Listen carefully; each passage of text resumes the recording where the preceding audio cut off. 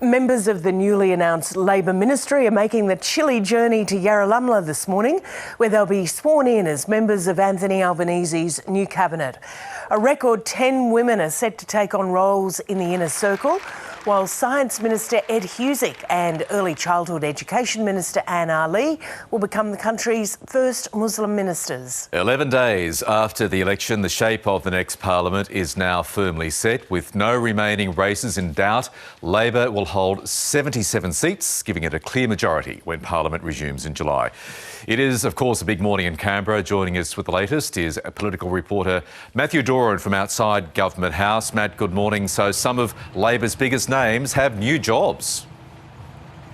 They certainly do, Michael. Good morning to you. Anthony Albanese had gone through the campaign saying that the team he was taking to the election was going to remain the same after the election. But of course, there were some vacancies created on the 21st of May as Christina Keneally, the Shadow Home Affairs Minister, was unsuccessful in her tilt at picking up the seat of Fowler, and Terry Butler, the Shadow Environment Minister, was defeated in her electorate of Griffith. So that has led to a much more wholesale change in Anthony Albanese's front bench. If we look at Christina Keneally's former portfolio, or at least her shadow portfolio, Claire O'Neill has been put into the Home Affairs portfolio. She will be sworn in that very important cabinet role this morning. The Environment portfolio is going to Tanya Plibersek, who had been serving as the Shadow Education Minister. So she'll take on Environment and Water there. Replacing her in Education, Jason Clare. He had served as the Labor campaign spokesman. He'd also been doing a lot of work in the housing space while Labor was in opposition. He is moving into Education.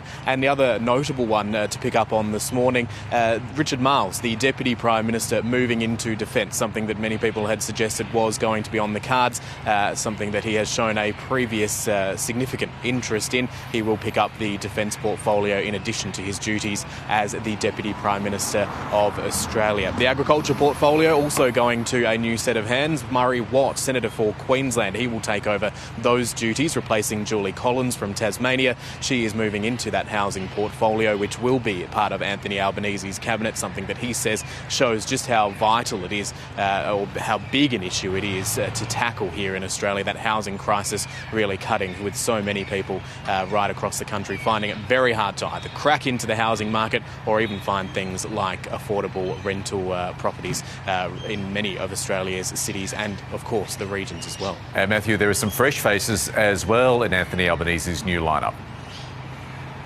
There's always a bit of factional wrangling after an election to figure out who is going to feature on the front bench, and the successful members of the Labor Party in that regard include Annika Wells, who takes on the aged care portfolio as well as the sport portfolio. She is being rewarded for her efforts in taking her seat of Lily in Brisbane from ultra-marginal to very, very safe after that election. She's now sitting on a margin, last time I checked, of around 10% or so. Anne Ali from WA, the member for Cowan, again being rewarded for her efforts there. She is moving into the early childhood portfolio. She is taking over that responsibility from Amanda Rishworth, the South Australian, who is being promoted into cabinet, taking on social services.